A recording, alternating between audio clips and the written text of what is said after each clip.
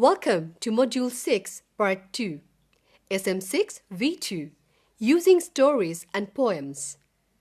So far in this module, you have learned about why it is important for students to listen to English, and you have seen how it is possible for the teacher to increase those opportunities by using as much English as they can in the classroom.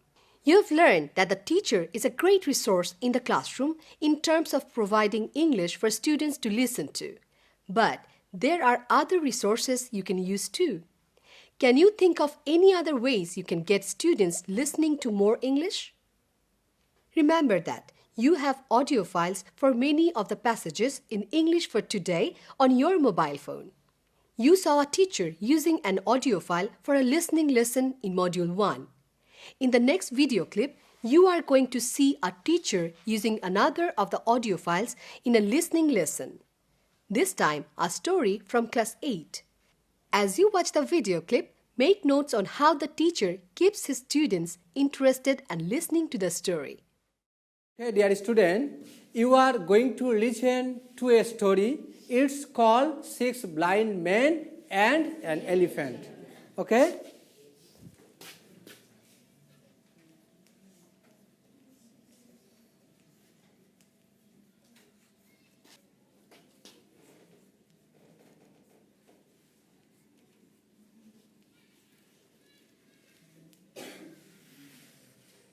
Now I am showing it.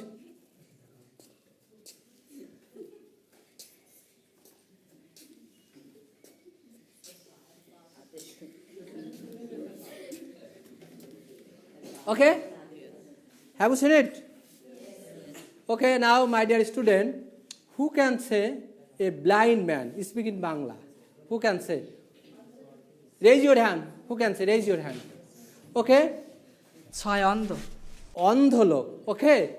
How can I say it in English?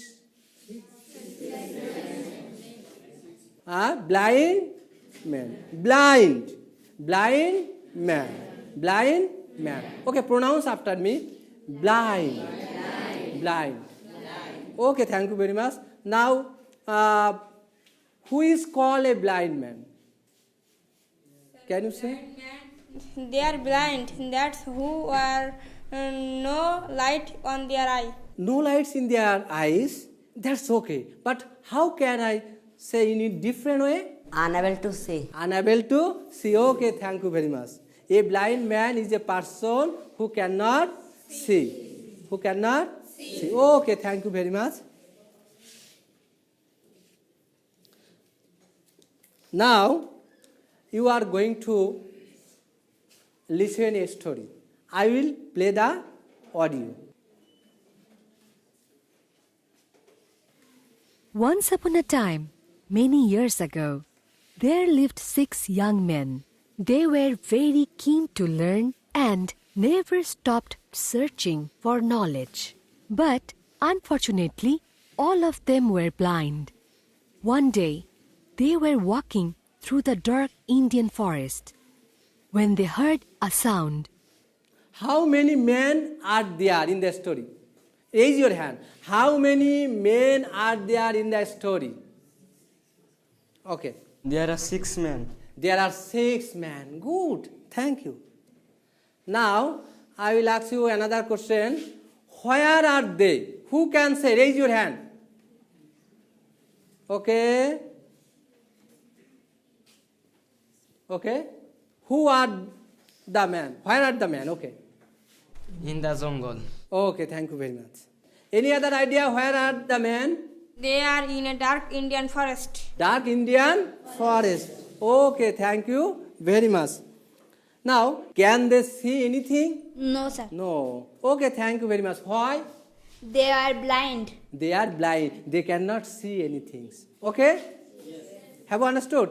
Now I am going to continue the story. They all stopped and listened carefully. "What's that?" one of them asked. They listened again. "Let's go and find out." Another said, "I don't think it's dangerous and we might learn something new." So, very slowly and carefully, They approached the sound. Okay, dear student, here is a sound. What is it? Can you guess? An elephant. An elephant. Okay, thank you very much. Okay, A man. a man. Okay, thank you very much. Sit down. Another idea? Can you say any dangerous animal? Yes. Tiger. Okay, excellent. Tiger. Another animal? Lion. Okay, very good. Any other animal? Can okay? Fox. Dogs. Okay, dogs. Thank you very much. Okay, I am going to continue the story. Suddenly, a voice called out, "Good morning, gentlemen. Where are you going?" "Oh, nowhere. We are just looking for something," replied the 6 blind men nervously. "Who are you?" "I'm a teacher," replied the voice. Now you will say, what's the sound? What's the sound? What is the sound? Who can say, raise your hand. What's the sound? Okay? What's the sound? Man. Okay, thank you very much. Any other idea? What is the sound? A teacher. Okay, thank you very much. A teacher. So, how does the teacher keep his students interested and listening to the story? In the video clip, the teacher does quite a few things to get students interested in the story and to keep them listening. First of all, he introduces the story. He tells them the title and makes sure that they understand what the title means. He makes this fun by miming the word elephant. This is a short pre-listening activity. Then the teacher plays the story using his mobile phone. But note that he doesn't play the audio file all the way through. He pauses the story after a few sentences and asks some simple question to check that the student understands the key points about the story. This ensures that the students are actively listening, but it is also a useful thing to do for longer listening passages. It can be very difficult to listen to long passages in English. So, it's a good idea to break long passages up when you are playing the audio file or reading them aloud. Note that the teacher stops again after another few sentences, this time to ask students to guess what the sound is. That is, he asks them to predict the next part of the story. This means that students are interested in listening to what comes next. Notice that the teacher doesn't judge the students' suggestions. It doesn't matter whether they're right or wrong. And sometimes your students might suggest things in Bangla too. Remember that it is fine to use Bangla in your classroom. Just try to make sure that you go back to speaking English afterwards. You could use this as an opportunity to teach your students English words if you like. But what's important here is to get the students interested so that they want to hear the next part of the story. Getting students to guess what comes next is a fun while listening activity. In this video clip, the teacher does this with a story, but it works well with other passages too. Can you think of other passages you could do this with? You can ask students to guess what comes next with dialogues, recorded dialogues, or ones you are reading out yourself, or with poems.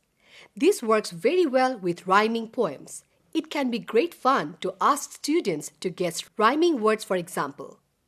Now, go to Module 6, Try in the Classroom 2 in the Teacher Guide to find out more about predictive listening and stories in the classroom.